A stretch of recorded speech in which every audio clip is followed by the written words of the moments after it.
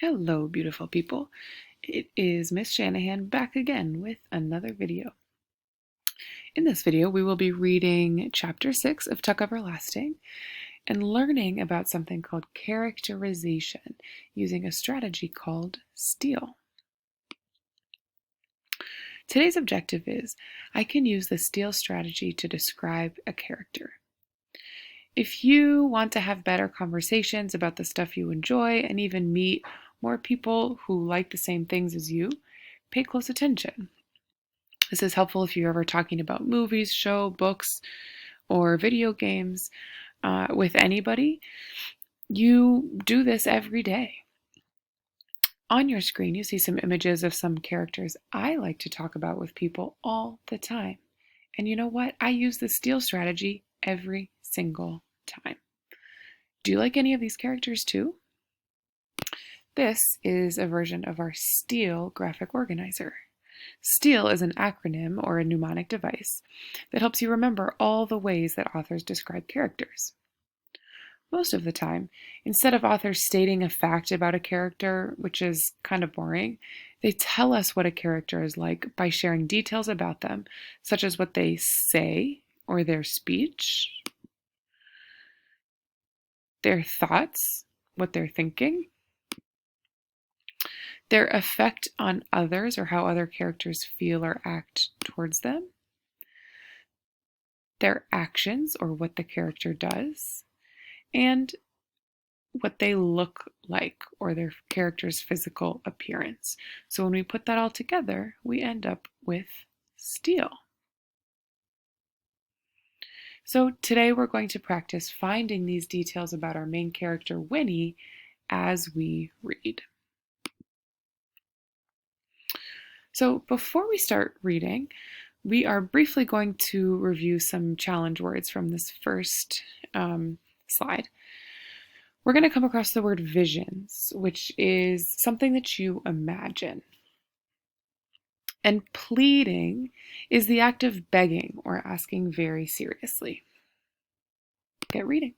Chapter 6, Part 1, Paragraph 1. Afterward, when she thought about it, it seemed to Winnie that the next few minutes were only a blur.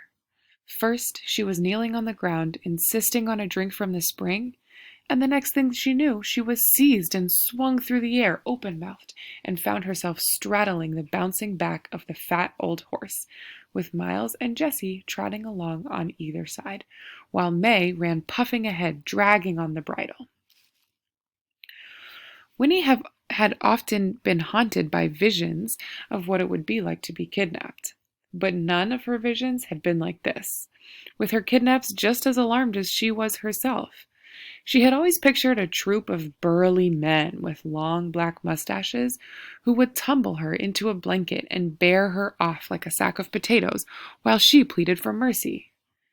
But instead, it was they, May, Tuck, and Miles and Jessie, who were pleading.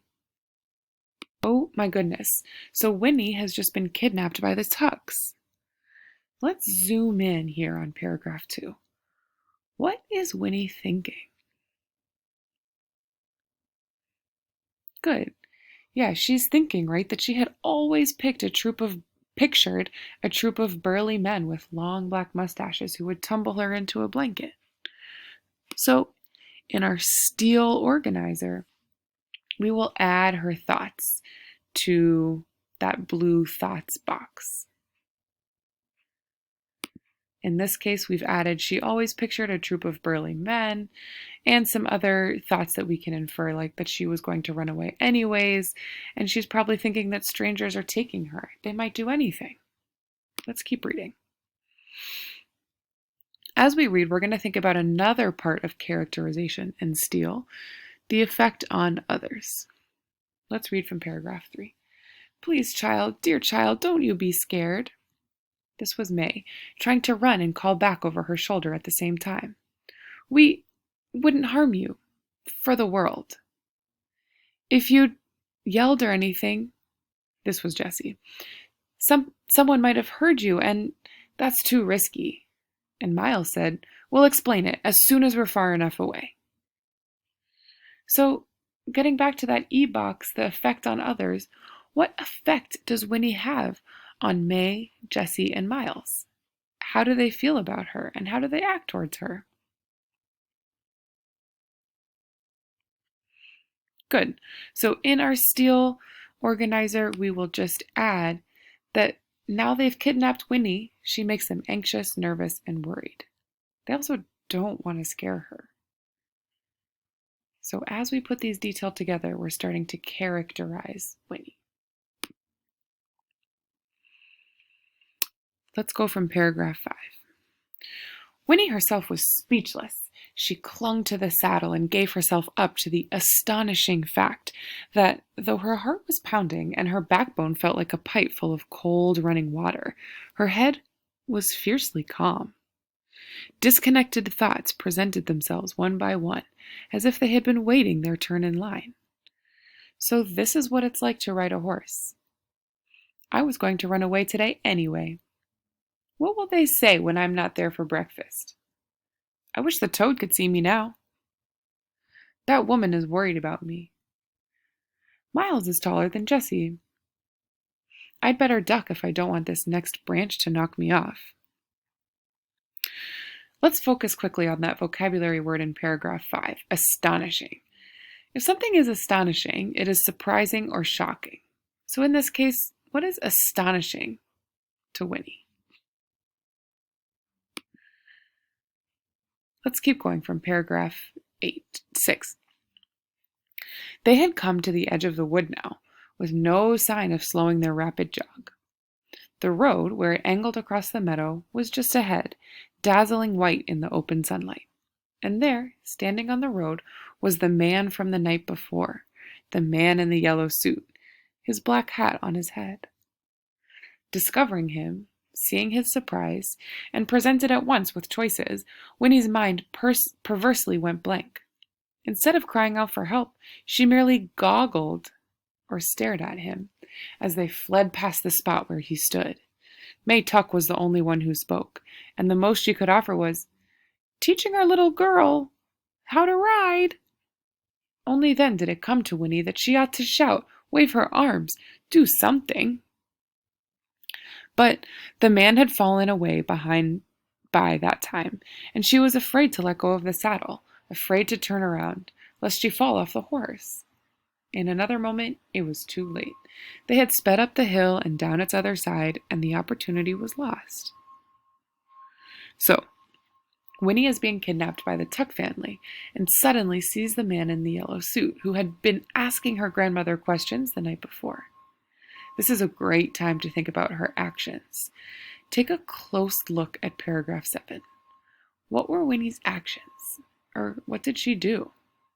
Great, so we're continuing to fill in our steel organizer, and in the yellow A actions box, we can see we can jot down that she doesn't yell for help when she sees the yellow suit man. All right, part 4, paragraph 9. After another few minutes, the road led them to a place where, off to the left, a shallow stream looped near, with willows and sheltering, scrubby bushes. "Stop!" cried May. "We'll stop here." Miles and Jessie grabbed at the horse's harness, and he pulled up abruptly, nearly toppling Winnie off over his neck. "Lift the poor child down," May gasped, her chest heaving. "We'll go catch our breath by the water and try to put things straight before we go on." Let's do a quick vocabulary check. Use those context clues. What does abruptly mean? Paragraph 10. For her part, Winnie, now that the running was over, began to comprehend what was happening. And with the comprehension, her throat closed and her mouth went dry as paper. There was no vision. This was real. Strangers were taking her away. They might do anything. She might never see her mother again. And then, thinking of her mother, she saw herself as small, weak, and helpless, and she began to cry, suddenly crushed as much by outrage as by shock. All right, let's take a look at paragraph 11 and think about looks or physical appearance. That's our L of steal. So, what words best describe how Winnie looks right now?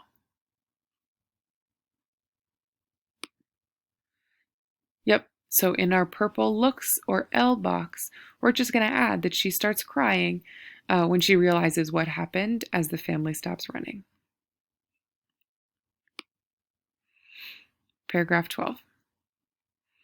May Tuck's round face wrinkled in dismay. "Dear Lord, don't cry. Please don't cry, child," she implored or begged. "We're not bad people, truly we're not. We had to bring you away. You'll see why in a minute. And we'll take you back just as soon as we can.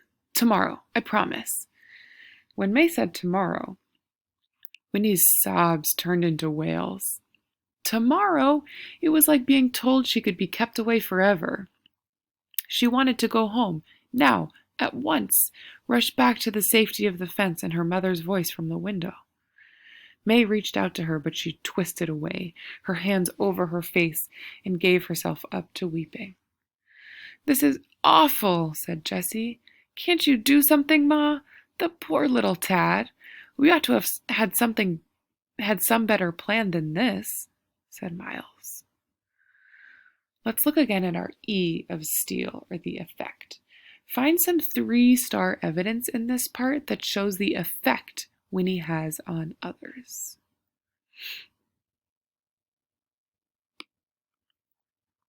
As we continue reading, let's continue thinking about steal. What does she say in this part of the chapter? Paragraph 16. "That's the truth," said May helplessly. "The dear Lord knows there's been time enough to think of one, and it had to happen sooner or later. We had been plain bone lucky it hasn't before now, but I never expected it'd be a child." She reached out distractedly into the pocket of her skirt and took out the music box, and, without thinking, twisted the winding key with trembling fingers. When the tinkling melody began, Winnie's sobbing slowed. She stood by the stream, her hands still over her face, and listened. Yes, it was the same music she had heard the night before. Somehow, it calmed her. It was like a ribbon tying her to familiar things. She thought, "When I get home, I'll tell Granny it wasn't elf music after all." She wiped her face as well as she could with her wet hands and turned to May. "That's the music I heard last night," she managed between recovering snuffles, "when I was out in my yard. My granny said it was elves." "Dear me, no," said May, peering at her hopefully. "It's only my music box. I didn't suppose anyone could hear it." She held it out to Winnie. "Do you want to take a look at it?" So now we have our speech box filled in. Let's continue reading. Paragraph 20. "It's pretty," said Winnie, taking a little box and turning it over in her hands. The winding key was still revolving, but more and more slowly. The melody faltered. Another few widely spaced notes plinked, and then it stopped. "Wind it up if you want to," said May, clockwise. Winnie turned the key. It clicked faintly, and then, after several more turns, the music began to play again, brisk from its fresh winding, and merry. No one who owned a thing like this could be too disagreeable. Winnie examined the painted roses and lilies of the valley and smiled in spite of herself. "It's pretty," she repeated, handing it back to May. The music box had relaxed them all. Miles dragged a handkerchief from a back pocket and mopped at his face, and May sank down heavily on a rock, pulling off the blue straw hat and fanning herself with it. "Look here, Winnie Foster," said Jessie. "We're friends, we really are, but you got to help us. Come sit down, and we'll try to tell you why." Congratulations, folks, on making it to the end of this video. Your next step is to watch our next video, which is going to be the Chapter 7 video. Make sure you do your very best work, and good luck. Much love to all of you. Bye, y'all.